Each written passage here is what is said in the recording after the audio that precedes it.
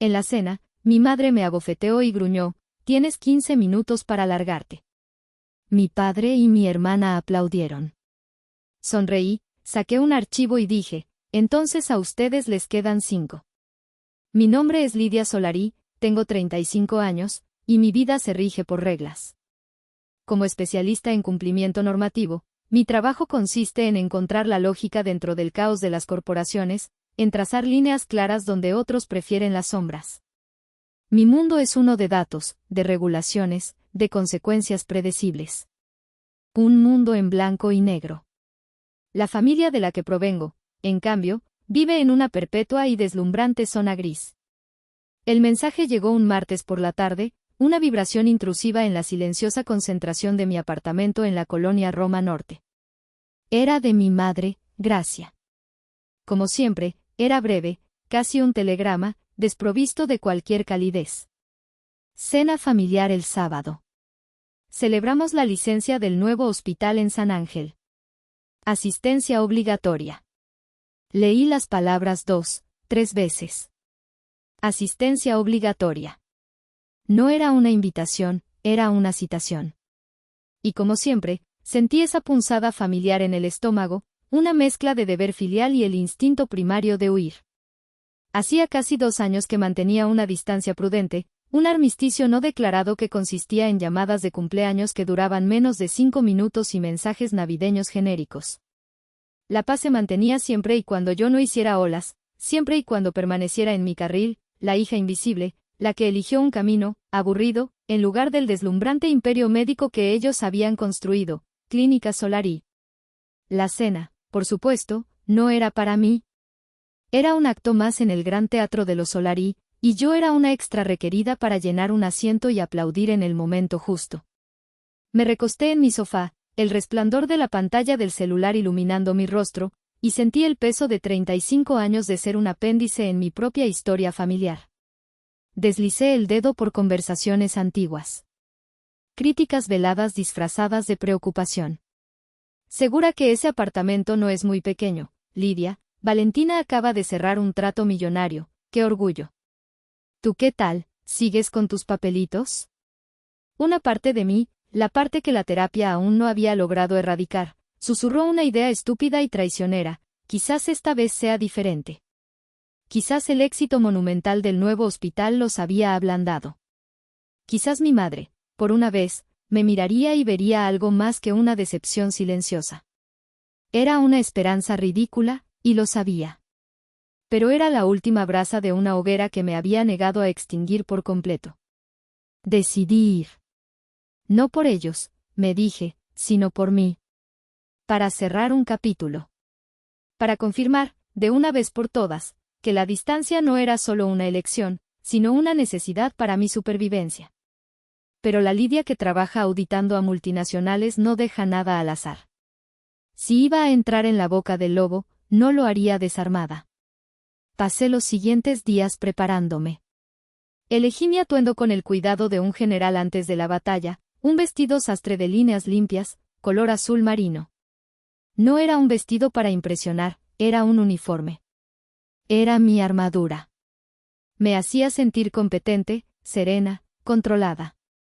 Todo lo que no me sentía cuando estaba cerca de ellos. Me aseguré de que mi trabajo estuviera en orden, mis proyectos al día. Quería entrar en esa casa sintiéndome anclada a mi propia vida, a mis propios logros, por modestos que a ellos les parecieran. Era un ritual patético, un intento de construir una fortaleza mental antes de que inevitablemente intentaran demolerla. Pero era todo lo que tenía. Mientras planchaba el vestido azul marino, mi mente, en un acto de autoprotección masoquista, comenzó a hacer un recorrido por el museo de agravios de mi vida. Cada recuerdo era una exhibición perfectamente conservada, un diorama de mi perpetua insuficiencia a los ojos de mi familia. La primera sala era la de mi quinceañera. Tenía 14 años y soñaba con una fiesta como la de mi hermana Valentina. La de ella, 2 años antes, había sido el evento social del año, un salón en el club de industriales, cientos de invitados, un vestido de diseñador importado de Nueva York. La mía, me aseguraron, sería igual de especial. Pasé meses eligiendo el vestido, un diseño sencillo de color lavanda.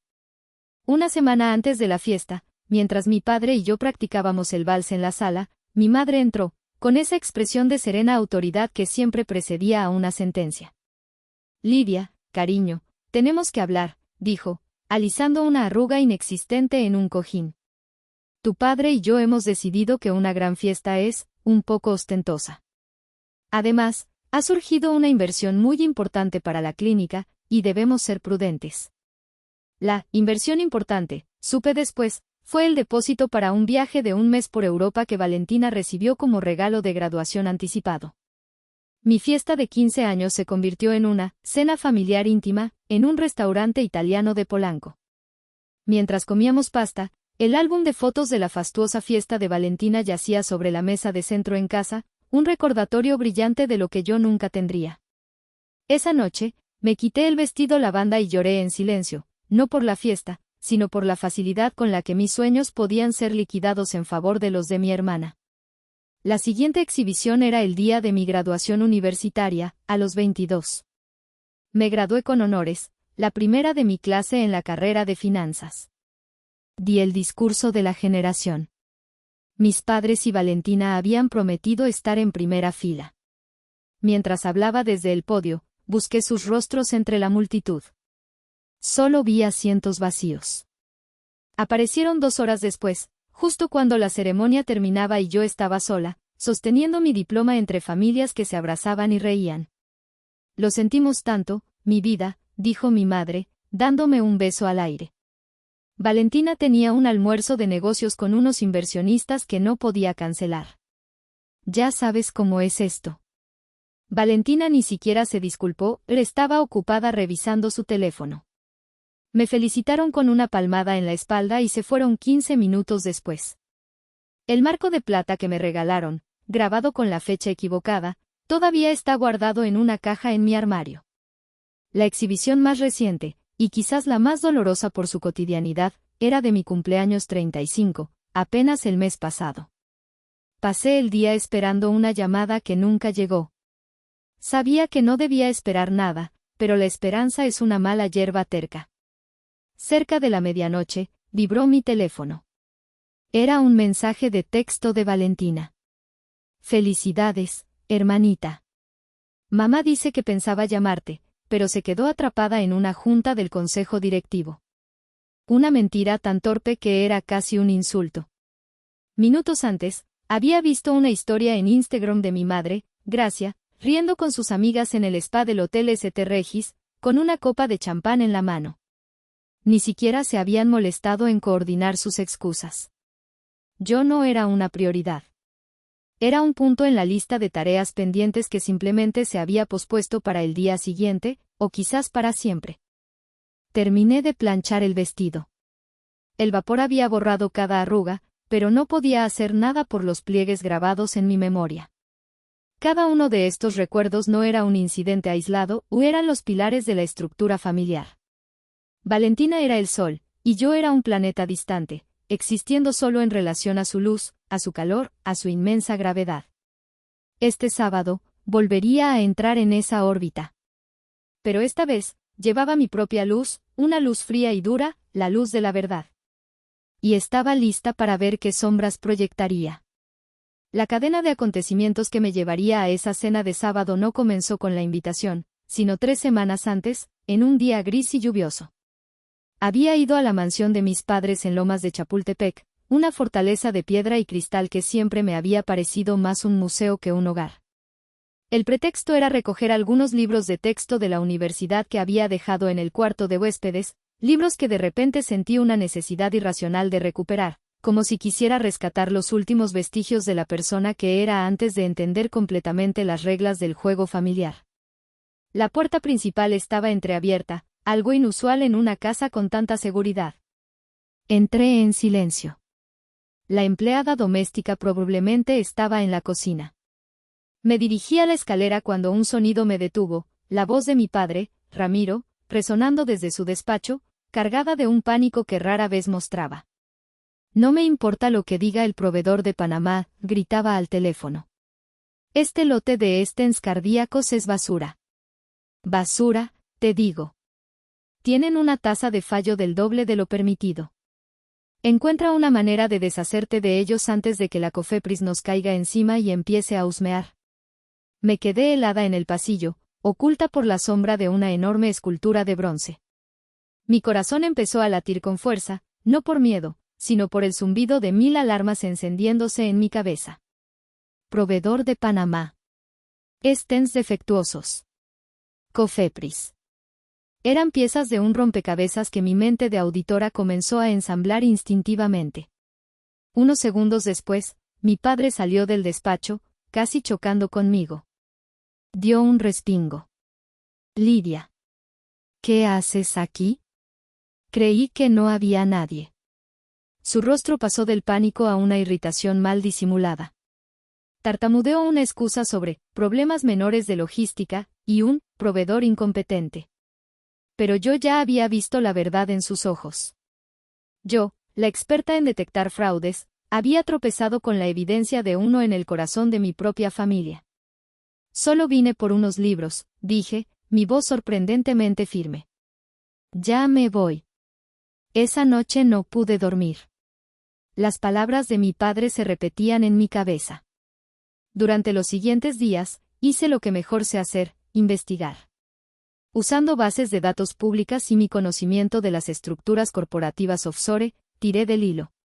El proveedor de Panamá era una empresa fantasma llamada Soluciones Médicas Internacionales, S.A., registrada a nombre de un abogado que era conocido por ser un testaferro. Rastreando los manifiestos de importación, descubrí que no solo importaban stents, sino también suturas quirúrgicas, prótesis de cadera y una variedad de consumibles médicos, todos de fabricantes asiáticos con historiales de calidad cuestionables. La primera grieta había aparecido en la fachada impecable de Clínica Solari. Y yo sabía que, si seguía escarbando, todo el edificio podría venirse abajo. No estaba segura de querer ser quien empujara. Pero la imagen de un stent defectuoso, una pequeña bomba de tiempo metálica, implantado en el corazón de un paciente confiado, esa imagen no me dejaba en paz. La línea entre la lealtad familiar y la complicidad criminal se había vuelto peligrosamente delgada, y yo estaba parada justo encima. Mi investigación chocó contra un muro de empresas fantasma y registros opacos.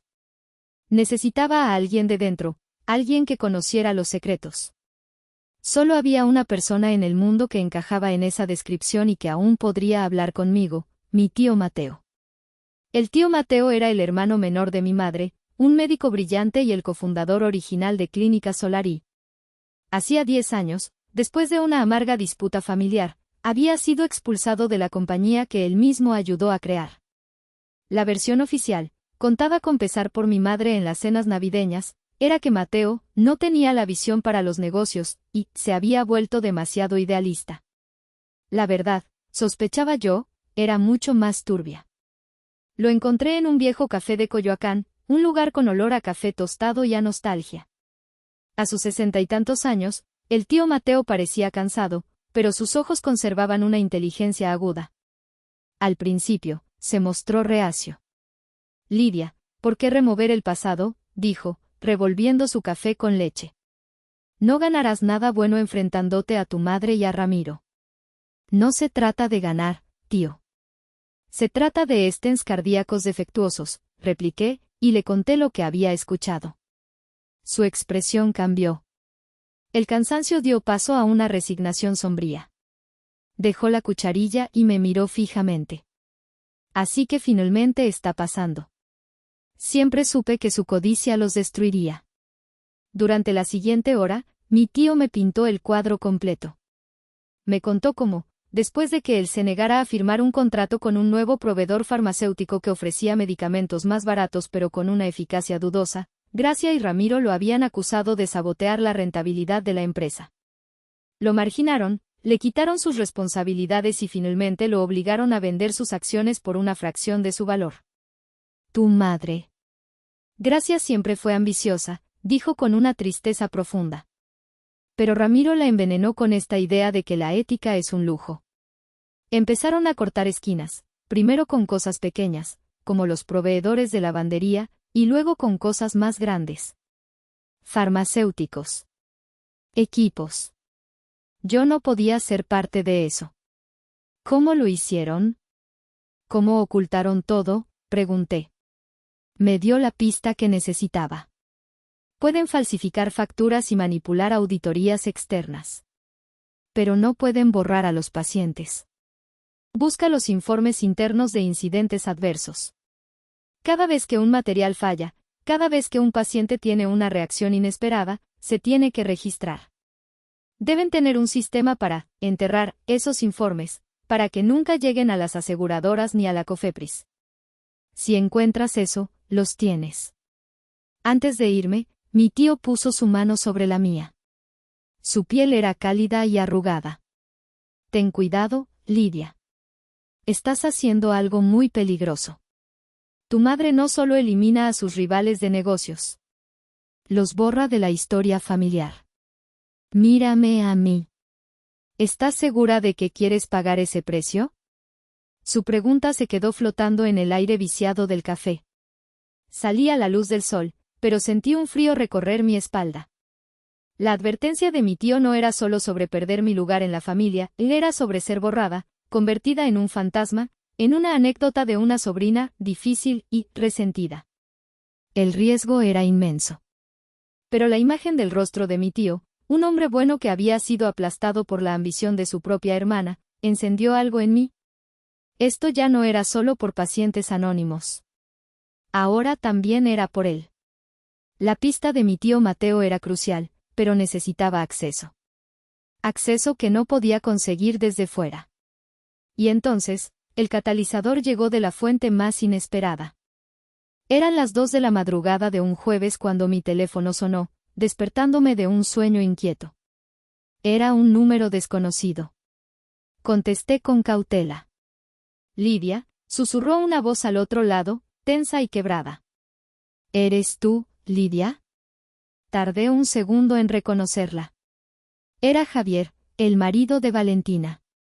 Javier, ¿qué pasa? ¿Estás bien? No estoy bien, tartamudeó.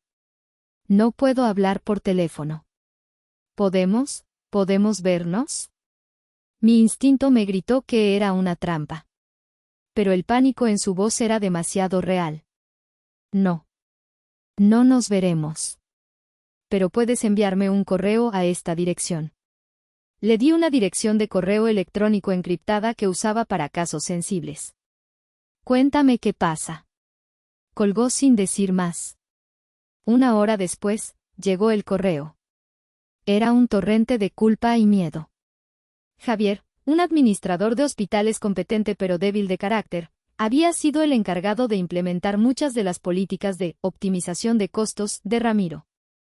Durante años, se había convencido a sí mismo de que solo eran negocios. Hasta que ocurrió el incidente del niño de Polanco.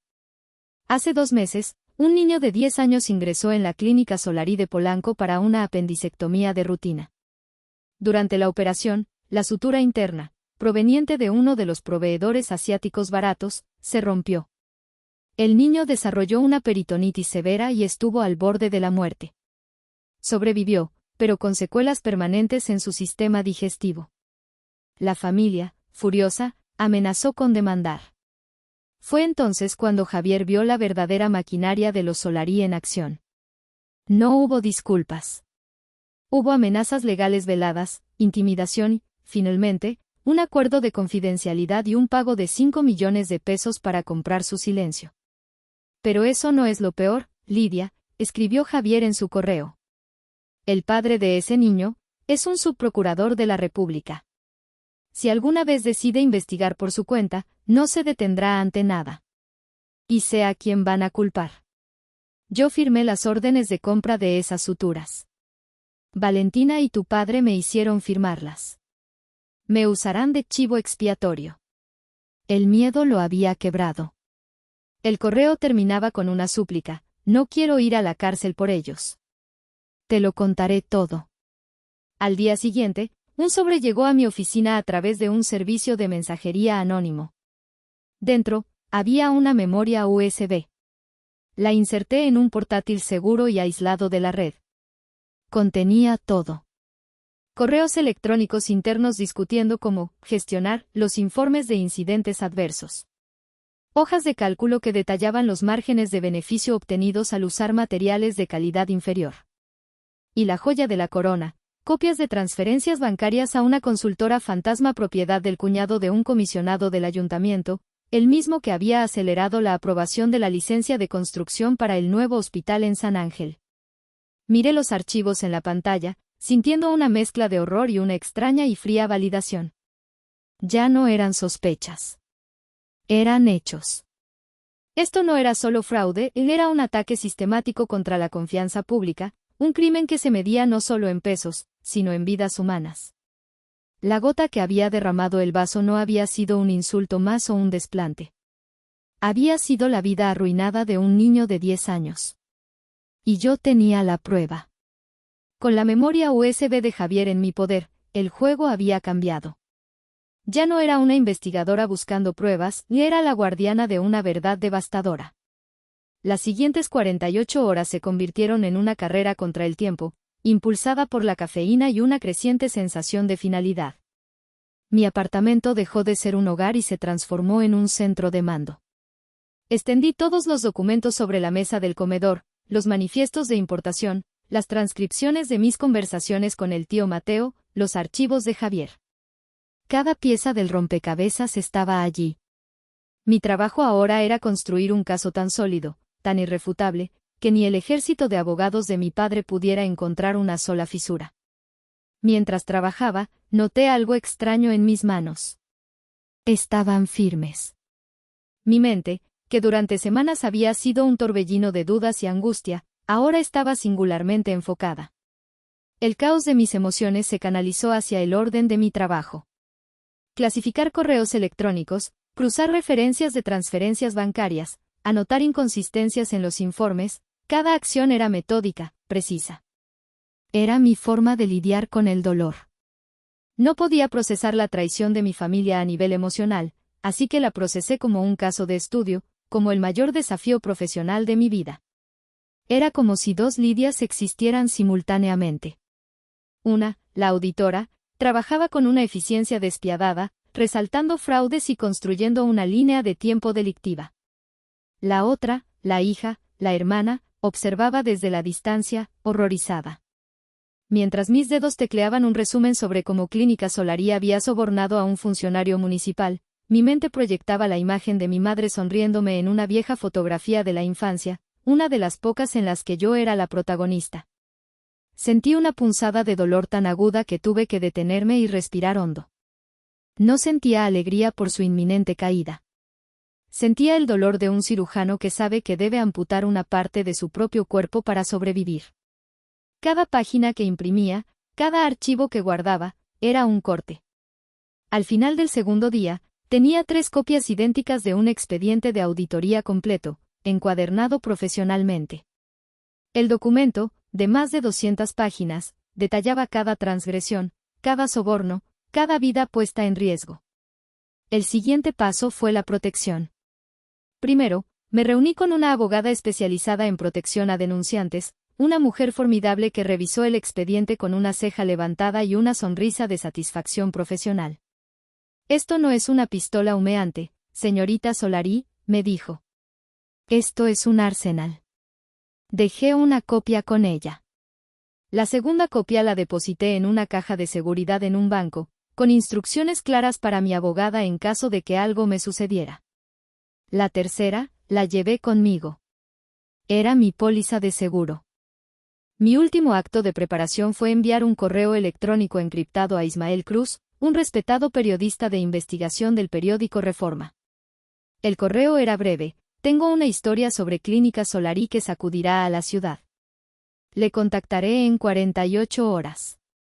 Si no tiene noticias mías, asuma que algo ha ido mal y empiece a investigar esta dirección de correo. Cuando terminé, me senté en silencio en medio de mi apartamento ordenado. El sol se estaba poniendo, tiñendo el cielo de naranja y morado. La fortaleza estaba construida. Las defensas, levantadas. Estaba lista. El sábado, iría a esa cena no como una hija esperanzada, sino como lo que era, una auditora con un veredicto que entregar. El sábado por la noche, conduje mi sedán por las calles serpenteantes de las lomas de Chapultepec. Cada mansión era más grande que la anterior, fortalezas de riqueza y poder detrás de altos muros y alambre de espino. La casa de mis padres era la más imponente de todas, un monstruo de arquitectura moderna que siempre me había parecido frío e impersonal. Un valet, con una expresión de aburrimiento ensayado, tomó mi coche con una condescendencia apenas disimulada. Al entrar, el aire frío del interior me golpeó. Mármol pulido, techos de doble altura y un enorme candelabro de cristal que parecía una araña de hielo. El olor era una mezcla de lirios frescos y cera para muebles cara. El olor del dinero y el control. Mi madre, Gracia, me recibió en el vestíbulo. A sus 60 años, era una mujer espectacular, vestida con un conjunto de lino blanco que probablemente costaba más que mi alquiler. Su sonrisa era perfecta, pero no llegaba a sus ojos, que me escanearon de arriba a abajo en una evaluación rápida y desaprobadora. Lidia, cariño. Qué bueno que llegaste, dijo, dándome un beso en la mejilla que se sintió como un roce de papel de lija. Siempre te vistes como si fueras a una junta. Relájate un poco, estás en casa. Era su manera de decir, no perteneces aquí. En la sala de estar, el resto del elenco ya estaba reunido. Mi padre, Ramiro, me dio un abrazo de un solo brazo mientras sostenía un vaso de whisky. Mi hija, la justiciera, exclamó con una risa estruendosa. ¿A qué ladrón de cuello blanco atrapaste esta semana? Espero que a ninguno de mis amigos. Su broma, como siempre, minimizaba mi carrera, convirtiéndola en un juego infantil.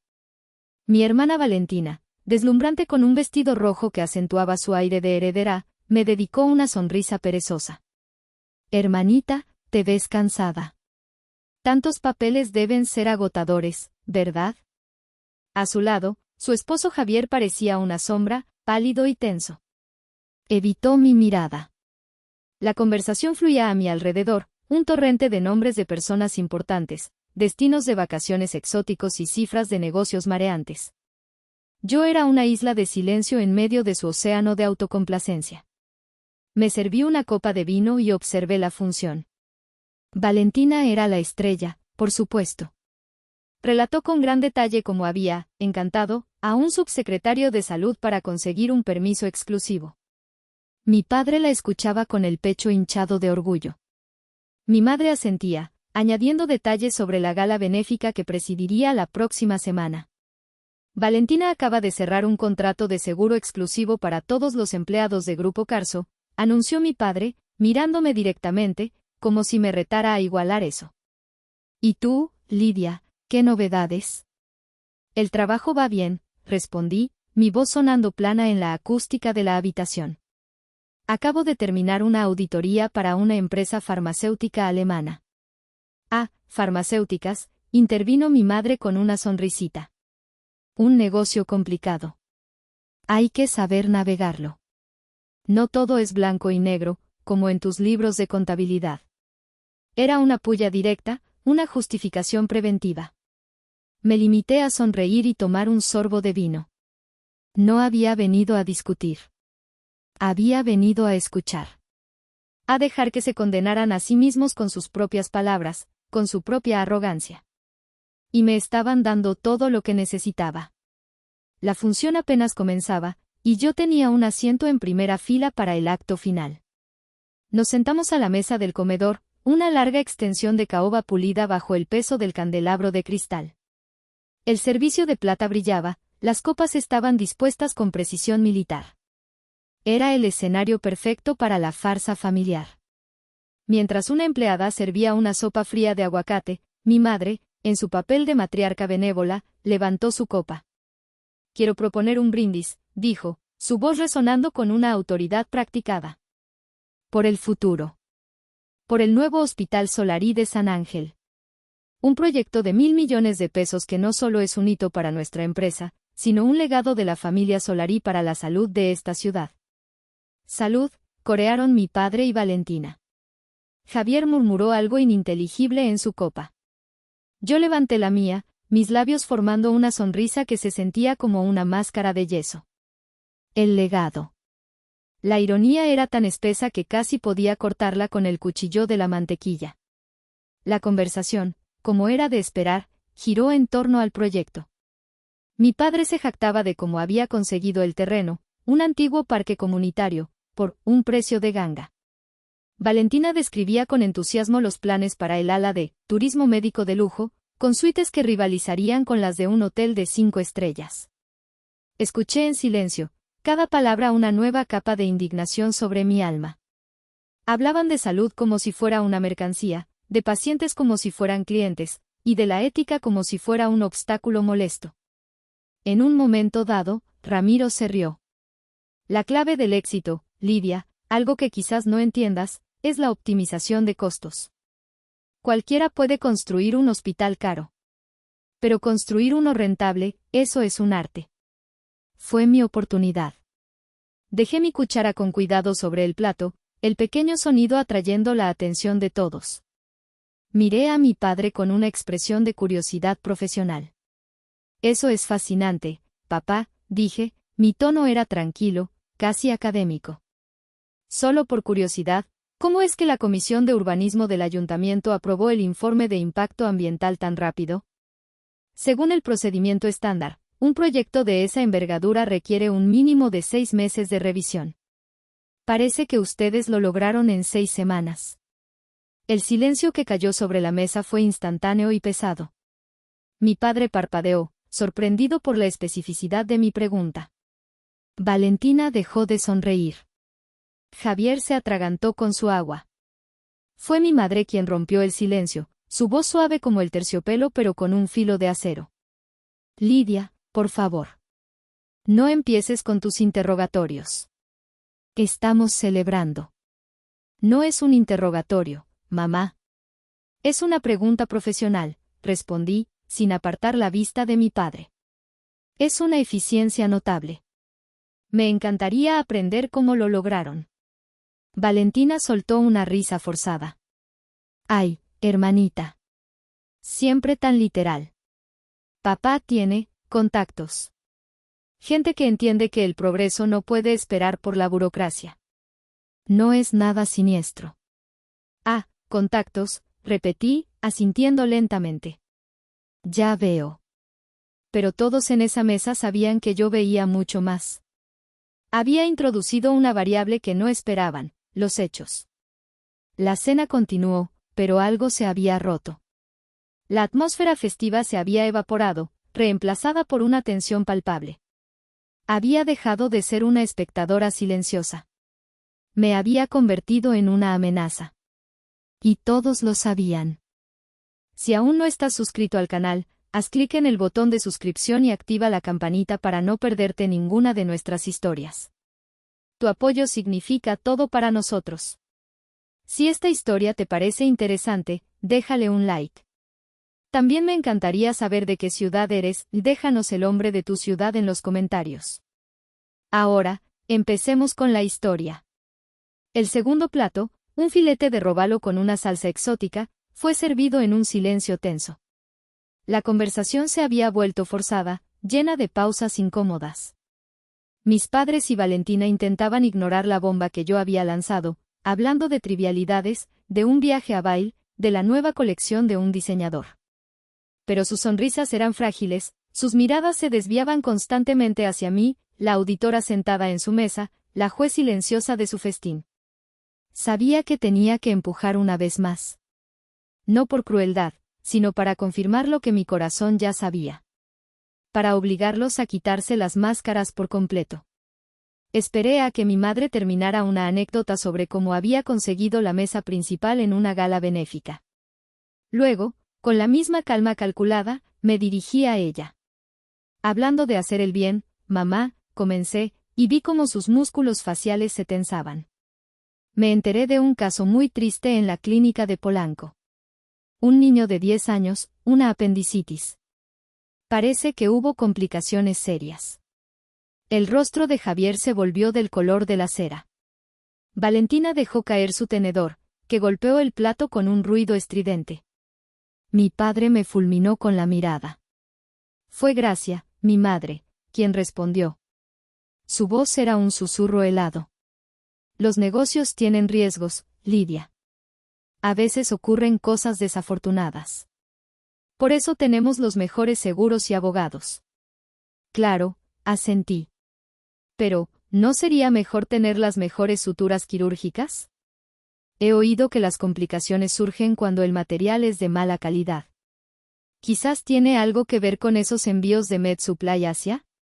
El nombre de la empresa fantasma flotó en el aire como gas venenoso. El control de mi madre finalmente se quebró. Ya basta, siseó. No tienes ni idea de lo que estás hablando. Eres una niña jugando a ser importante en un mundo que no entiendes. Me incliné ligeramente hacia adelante, mi voz aún suave, pero ahora cortante. Oh, creo que sí entiendo. Entiendo que sobornaron al comisionado Vargas para obtener esa licencia. Entiendo que usan materiales defectuosos para maximizar sus ganancias. Y entiendo que la vida de ese niño... No pude terminar la frase. Gracia se levantó de su silla. Su movimiento fue tan rápido y fluido que por un instante pareció una bailarina. Caminó alrededor de la mesa hasta quedar de pie junto a mí.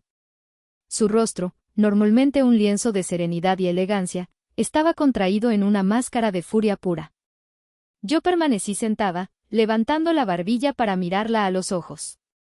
«Cállate», me ordenó, su voz apenas un murmullo cargado de veneno. «No», respondí en voz baja. El sonido de la bofetada fue como un disparo en la habitación silenciosa. Un crack, seco y violento. Mi cabeza se giró por la fuerza del impacto. Un dolor agudo y punzante estalló en mi mejilla, y el sabor metálico de la sangre llenó mi boca donde mis dientes habían cortado el interior de mi labio. La habitación quedó en un silencio absoluto, un vacío ensordecedor. Y entonces, lo oí. Un aplauso. Lento, deliberado, burlón. Era Valentina. Mi padre, Ramiro, asintió con la cabeza, una expresión de sombría aprobación en su rostro. Ya era hora de que alguien le pusiera un alto, dijo. Mi madre seguía de pie junto a mí, su pecho subiendo y bajando rápidamente. Me miró, no con arrepentimiento, sino con un desprecio gélido. Insolente, escupió las palabras. No tienes derecho a juzgar a esta familia. Tienes 15 minutos para largarte de mi casa y de esta familia. En ese instante, todo el dolor, toda la esperanza, toda la confusión de 35 años se cristalizaron en una verdad única y terrible: ellos no me querían. Nunca lo habían hecho. Y no había nada que yo pudiera hacer para cambiarlo. La bofetada no solo había golpeado mi rostro. Había destrozado la última y frágil ventana de ilusión que me quedaba. El dolor en mi mejilla era una brasa ardiente. El eco del aplauso de mi hermana todavía flotaba en el aire.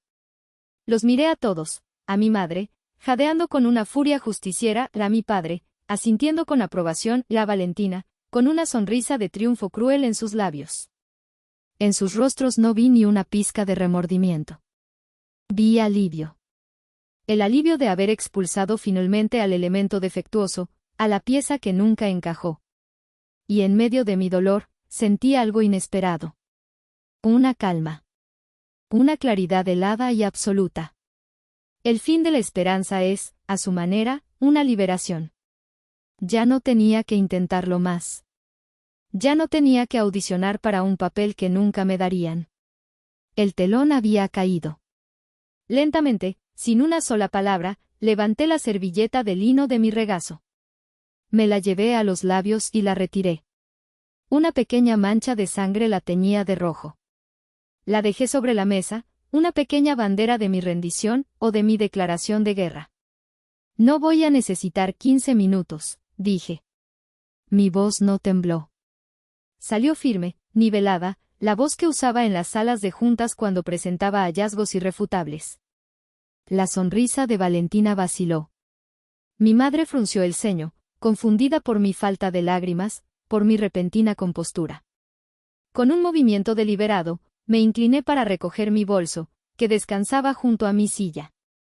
No había prisa en mi gesto. Cada segundo de su confusión era un pequeño dividendo de poder que estaba cobrando. Abrí el bolso y saqué un expediente. No era un archivo delgado, o era un documento grueso, de más de 200 páginas, encuadernado profesionalmente en azul oscuro, con el título Auditoría Preliminar, Clínica Solarí, SADCB, en letras doradas. Lo coloqué sobre la mesa, justo al lado de la servilleta manchada de sangre. El sonido del expediente al golpear la madera de caoba fue sordo, pesado, definitivo. Qué lástima, continué, mi voz cortando el silencio. Porque entonces a ustedes les quedan 5 minutos. Levanté la cubierta. La primera página era un resumen ejecutivo. Un análisis completo de las actividades fraudulentas de Clínica Solarí durante los últimos 3 años, leí en voz alta, como si estuviera presentando un informe. Incluyendo, pero no limitado a, sobornos a funcionarios del ayuntamiento, evasión fiscal a través de empresas fantasma en Panamá, y un patrón de negligencia criminal al utilizar de forma sistemática material médico de calidad inferior. Pasé la página. Aquí tenemos las copias de las transferencias bancarias a la consultora del cuñado del comisionado Vargas. Un total de 20 millones de pesos. Pasé otra página. Aquí, el análisis forense de las facturas de MedSupply Asia, demostrando sobreprecios de hasta el 300%. Y aquí están los 17 informes de incidentes médicos adversos que fueron enterrados por su departamento legal. Incluido, por supuesto, el informe completo del caso del niño de 10 años en la clínica de Polanco. Con declaraciones juradas de 2 enfermeras. Me detuve y levanté la vista. Javier parecía que iba a desmayarse. Mi padre estaba boquiabierto, su rostro antes rojo ahora estaba pálido y sudoroso. La sonrisa de Valentina se había desvanecido, reemplazada por una máscara de incredulidad y pánico. Pero mis ojos estaban fijos en mi madre. Su furia se había transformado en algo más. En miedo. Por primera vez en mi vida, vi a mi madre, la todopoderosa Gracia Solarí, asustada. Tengo 3 copias de este expediente, dije, cerrándolo suavemente. Mi abogada tiene una. Un periodista de investigación del periódico Reforma está esperando mi llamada. Y la tercera está en un lugar muy, muy seguro. El imperio que construyeron sobre mentiras, se acaba de quedar sin tiempo. El silencio que siguió a mis palabras fue diferente. No era la tensión de antes. Era el silencio del vacío, el silencio que precede al colapso de una estructura. El aire mismo parecía haberse vuelto pesado, denso con la realidad de lo que acababa de suceder. La dinámica de poder de toda una vida se había invertido en menos de 5 minutos. Mi padre fue el primero en intentar hablar. Abrió la boca, pero solo salió un sonido ahogado, un balbuceo incoherente. Se hundió en su silla, de repente un hombre viejo y frágil. Valentina, siempre combativa, fue la siguiente. Tú, Ciceo, su voz temblando de una mezcla de rabia e incredulidad. Tú no te atreverías. Somos tu familia. Destruirías tu propio nombre. La miré, y por primera vez, no sentí ni una pizca de la vieja intimidación. Solo sentí lástima. El nombre Solarí ya estaba destruido, Valentina. Lo destruyeron ustedes cada vez que eligieron el beneficio sobre un paciente. Yo solo estoy encendiendo la luz para que todos puedan ver la ruina. Pero mi atención estaba en mi madre. Gracia no se movía.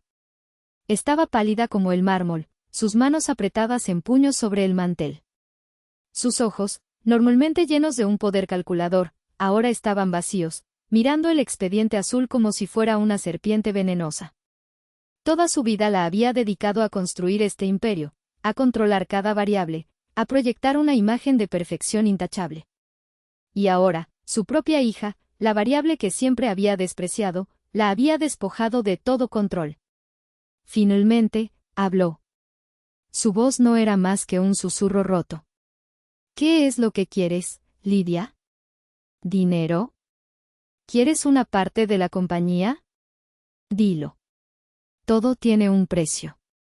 Era su última jugada, la única que conocía, intentar comprar la solución. Y fue el insulto final. Mi precio, repetí, una risa amarga escapándose de mis labios. Mi precio era tener una familia. Era tener una madre que no me abofeteara por decir la verdad. Ese precio ya no está en oferta. Me levanté de la silla. Mis movimientos eran tranquilos, deliberados. Recogí mi bolso y el expediente. Tienen una opción, dije, mi voz ahora la de una profesional dictando los términos. En las próximas 48 horas, cancelarán públicamente el proyecto de San Ángel. Terminarán todos los contratos con sus proveedores fraudulentos. Y establecerán un fondo de compensación de 400 millones de pesos para las víctimas de su negligencia. La lista de víctimas está en el anexo C de mi informe. Hice una pausa, asegurándome de que cada palabra se asentara. Si hacen eso, este expediente nunca verá la luz del día. Será su secreto, y el mío. Pero si no lo hacen, si intentan pelear, si intentan usar sus contactos, a las 9 de la mañana del lunes, cada periódico, cada noticiero, cada agencia reguladora de este país tendrá una copia. Y yo misma testificaré. Caminé hacia la puerta del comedor. Nadie se movió. Eran estatuas de cera en su propio museo de la codicia. Antes de salir, me volví para una última mirada. Fue una cena encantadora, mamá. Salí de esa casa y, por primera vez, no sentí que dejaba algo atrás. Sentí que me llevaba a mí misma conmigo. En cuanto cerré la puerta de mi coche, el castillo de naipes de mi compostura se derrumbó. Las manos me temblaban tanto que apenas pude poner la llave en el contacto. Apoyé la frente en el volante y las lágrimas que me había negado a derramar frente a ellos brotaron, calientes y amargas. No eran lágrimas de tristeza, sino de una liberación catártica, la purga de décadas de dolor contenido. El viaje de vuelta a la Roma fue un borrón. Al llegar a mi apartamento, cerré la puerta y me apoyé en ella, el silencio de mi hogar sintiéndose a la vez como un refugio y como una vasta soledad. Y entonces, comenzó el bombardeo. Mi teléfono, que había estado en silencio, cobró vida con una furia apocalíptica. El primer mensaje era de mi padre: llama ahora mismo. Has cometido el error más grande de tu vida. Arregla esto. Lo borré. El segundo era de Valentina, una serie de textos incoherentes, alternando entre insultos viciosos, perra traidora, siempre te odié, y amenazas vacías, voy a arruinar tu carrera, te destruiré. Los borré. Luego vinieron las llamadas. Rechacé una de mi padre. Rechacé 3 de Valentina. Y entonces, comenzó la verdadera campaña. La llamada de mi tía Elena, la hermana de mi padre. Su voz, normalmente dulce, estaba llena de una urgencia fabricada. Lidia, mi amor, ¿qué hiciste? Tu madre está deshecha. La vas a matar con este disgusto. Tienes que pensar en la familia. Era el primer mono volador, enviado por Gracia para apelar a mi culpa. Gracias por tu preocupación, tía, respondí con una calma que me sorprendió a mí misma. Quizás deberías preguntarle a mamá por qué abofeteó a su hija. Colgué antes de que pudiera responder. Luego llamó mi tío Carlos. Su enfoque fue diferente, el del hombre de negocios razonable. Lidita, entiendo que estés molesta. Pero estas cosas de negocios son complicadas. A veces se toman atajos. No puedes destruir el legado de tu abuelo por un par de errores. Tío, no fueron errores. Fueron crímenes. Y casi matan a un niño, dije, y colgué. El golpe de gracia fue un escueto mensaje de texto de mi madre, el único que me envió. Siempre supe que eras una decepción. Ahora el mundo entero lo sabrá. Leí ese mensaje una y otra vez. Era el veneno destilado de toda una vida. Y en lugar de romperme, me endureció. Apagué el teléfono. La decisión estaba tomada. Ellos habían elegido. Habían enviado a su ejército para manipularme, pero no habían ofrecido ni una palabra de arrepentimiento. Las siguientes 48 horas fueron las más largas de mi vida. No comí. Apenas dormí. Me sentaba junto a la ventana, viendo pasar la vida en la calle, mientras mi propia vida estaba en un limbo. El lunes por la mañana, a las 8:55, encendí el teléfono. No había mensajes. No había llamadas. No había ninguna oferta de paz, ninguna rendición. A las 9 en punto, con el corazón latiendo con fuerza pero la mano firme, envié un correo electrónico a Ismael Cruz. El asunto era simple: Clínica Solari. Adjunté una versión protegida por contraseña del expediente. En el cuerpo del correo, escribí una sola línea. La contraseña es: el niño de Polanco. Luego, llamé a mi abogada. Adelante, le dije. Notifique a las autoridades. Había desatado la tormenta. Ahora solo quedaba esperar a ver qué quedaba en pie después de que pasara. La historia explotó. El artículo de Ismael Cruz en Reforma fue la primera bomba, una pieza de periodismo de investigación meticulosa y devastadora. A partir de ahí, fue una avalancha. Las agencias federales, incluida la COFEPRIS y la Unidad de Inteligencia Financiera, anunciaron investigaciones formales. Los noticieros de televisión acamparon frente a la sede de Clínica Solari. Las acciones de la compañía, que cotizaban en bolsa, se desplomaron hasta casi no valer nada en cuestión de horas. Javier, como era de esperar, se convirtió en el testigo estrella de la fiscalía a cambio de inmunidad. El tío Mateo dio una entrevista emotiva, corroborando el patrón de comportamiento poco ético que se remontaba a una década. La fachada de la familia Solari, tan cuidadosamente construida, se hizo añicos para que todo el mundo la viera. 6 meses después, me encontré sentada en un banco de un pequeño parque en la colonia San Miguel Chapultepec. Era el mismo parque que mi familia había planeado pavimentar para construir su reluciente hospital nuevo. Ahora, en lugar de excavadoras, había niños riendo y persiguiendo palomas. Un grupo de voluntarios de la comunidad, entre los que me incluía, estábamos plantando jacarandas a lo largo del sendero principal. Sostenía una copia del periódico del día. En la sección financiera, una pequeña nota anunciaba el final del drama. Para evitar sentencias de prisión más largas, mis padres y Valentina habían aceptado un acuerdo de culpabilidad. Perdieron el control de la compañía, se vieron obligados a pagar multas masivas y un fondo de restitución para las víctimas, y recibieron sentencias de arresto domiciliario y libertad condicional. Su nombre, antes sinónimo de éxito, ahora era sinónimo de vergüenza. No sentí ninguna alegría. Ninguna sensación de triunfo. Solo una profunda y abrumadora tristeza por la familia que podría haber sido y nunca fue. Y junto a la tristeza, una extraña sensación de paz. Era la paz que viene de alinear finalmente tus acciones con tus valores. Había perdido a la familia en la que nací, pero en el proceso, había encontrado algo más valioso, a mí misma. Y había descubierto una nueva definición de familia. La mujer que vendía tamales en la esquina y me saludaba por mi nombre cada mañana, los otros voluntarios del parque, unidos por el deseo de mejorar nuestro pequeño rincón del mundo, y mi tío Mateo, con quien ahora almorzaba todos los domingos. Una familia elegida, no impuesta. Miré mis manos, cubiertas de tierra por plantar los árboles jóvenes. Eran las mismas manos que habían organizado metódicamente las pruebas que derribaron un imperio. Quizás, después de todo, mi propósito no era contar el dinero de mi familia, sino plantar árboles en el lugar donde ellos querían construir monumentos a su propia codicia.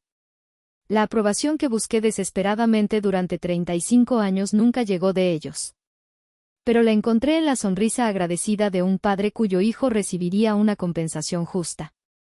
La encontré en el respeto de mis colegas. Y lo más importante, la encontré dentro de mí misma. Dicen que la sangre es más espesa que el agua. Pero, ¿qué haces cuando la sangre está envenenada por la codicia y la mentira? ¿Tenemos la obligación de beberla solo porque es de la familia? ¿O nuestra verdadera lealtad es hacia aquellos a quienes las acciones de nuestra familia están perjudicando? Todavía me lo pregunto todos los días. Y me encantaría saber qué piensan ustedes. Gracias por escuchar mi historia.